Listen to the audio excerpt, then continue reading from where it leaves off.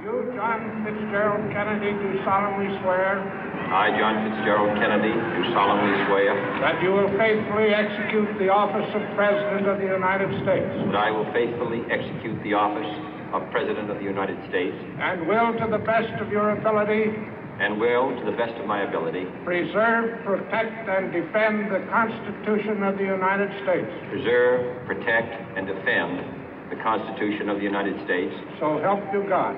So help me God.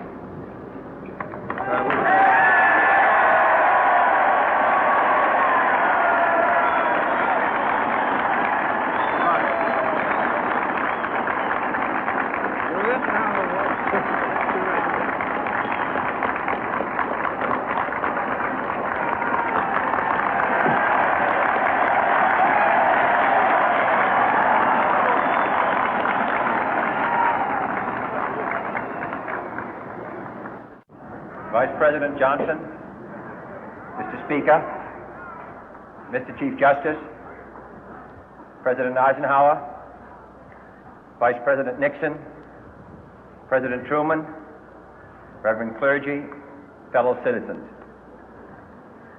We observe today not a victory of party, but a celebration of freedom, symbolizing an end as well as a beginning, signifying renewal as well as change. For I have sworn before you and Almighty God the same solemn oath our forebears prescribed nearly a century and 3/4 ago.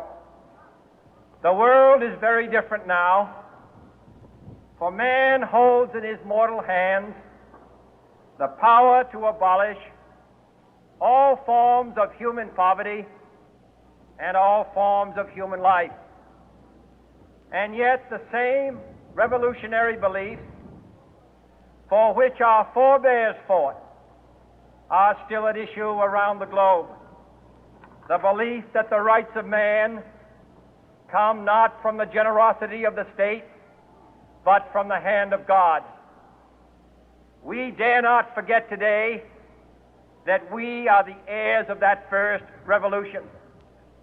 Let the word go forth from this time and place to friend and foe alike that the torch has been passed to a new generation of Americans born in this century, tempered by war, disciplined by a hard and bitter peace, proud of our ancient heritage, and unwilling to witness or permit the slow undoing of those human rights to which this nation has always been committed and to which we are committed today at home and around the world.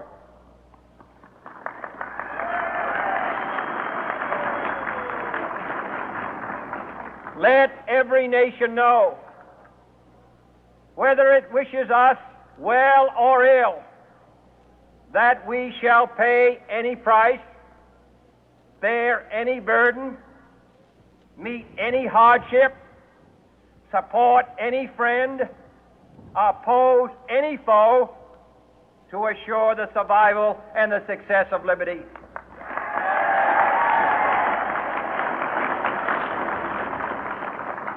This much we pledge and more. To those old allies whose cultural and spiritual origins we share, we pledge the loyalty of faithful friends. United, there is little we cannot do in a host of cooperative ventures. Divided, there is little we can do, for we dare not meet a powerful challenge at odds and split asunder. To those new states whom we welcome to the ranks of the free, we pledge our word that one form of colonial control shall not have passed away, merely to be replaced by a far more iron tyranny. We shall not always expect to find them supporting our view, but we shall always hope to find them strongly supporting their own freedom, and to remember that in the past, those who foolishly sought power by riding the back of the tiger ended up inside.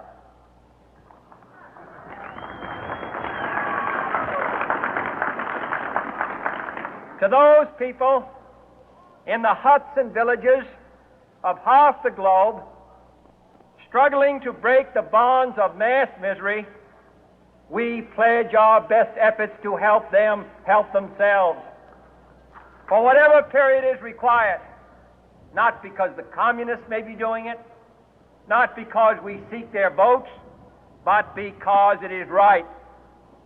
If a free society cannot help the many who are poor, it cannot save the few who are rich.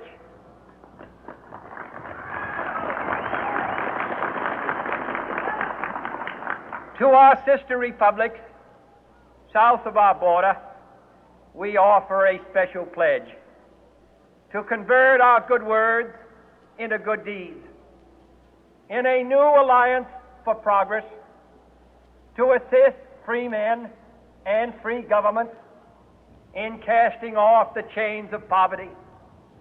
But this peaceful revolution of hope cannot become the prey of hostile powers.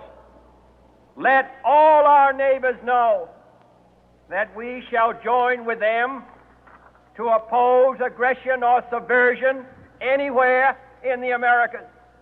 And let every other power know that this hemisphere intends to remain the master of its own house.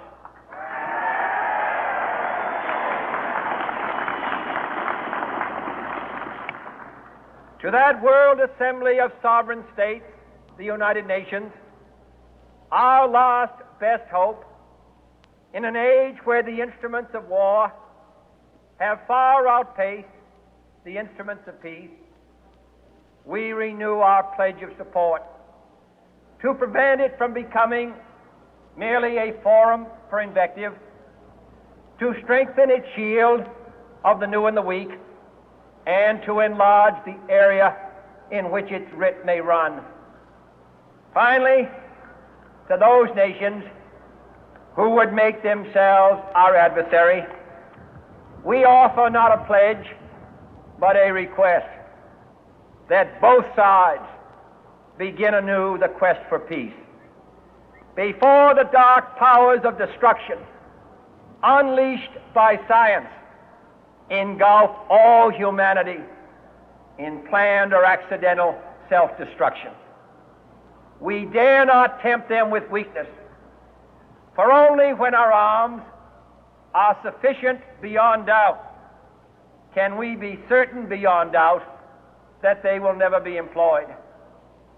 But neither can two great and powerful groups of nations take comfort from our present course, both sides overburdened by the cost of modern weapons, both rightly alarmed by the steady spread of the deadly atom, yet both racing to alter that uncertain balance of terror that stays the hand of mankind's final war. So let us begin anew, remembering on both sides that civility is not a sign of weakness, and sincerity is always subject to proof. Let us never negotiate out of fear, but let us never fear to negotiate.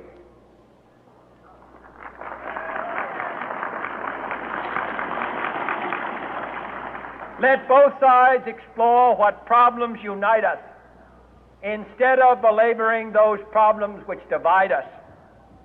Let both sides, for the first time, formulate serious and precise proposals for the inspection and control of arms, and bring the absolute power to destroy other nations under the absolute control of all nations.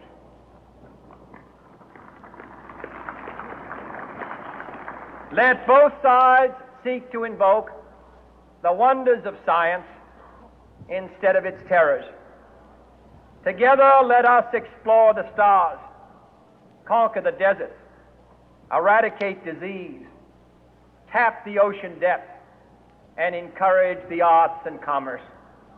Let both sides unite to heed in all corners of the earth the command of Isaiah to undo the heavy burden and let the oppressed go free. And if a beachhead of cooperation may push back the jungle of suspicion, let both sides join in creating a new endeavor, not a new balance of power, but a new world of law, where the strong are just and the weak secure and the peace preserved. All this will not be finished in the first 100 days, nor will it be finished in the first 1,000 days, nor in the life of this administration, nor even perhaps in our lifetime on this planet. But let us begin.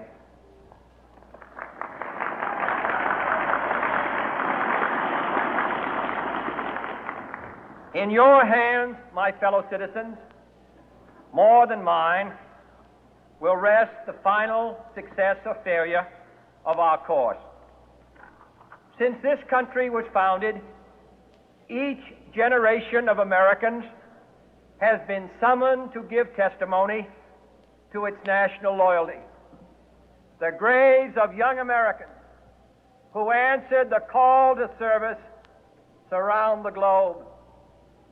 Now the trumpet summons us again, not as a call to bear arms, though arms we need, not as a call to battle, though in battle we are, but a call to bear the burden of a long twilight struggle, year in and year out, rejoicing in hope, patient in tribulation, a struggle against the common enemies of man, tyranny, poverty, disease, and war itself. Can we forge against these enemies a grand and global alliance, north and south, east and west, that can assure a more fruitful life for all mankind? Will you join in that historic effort?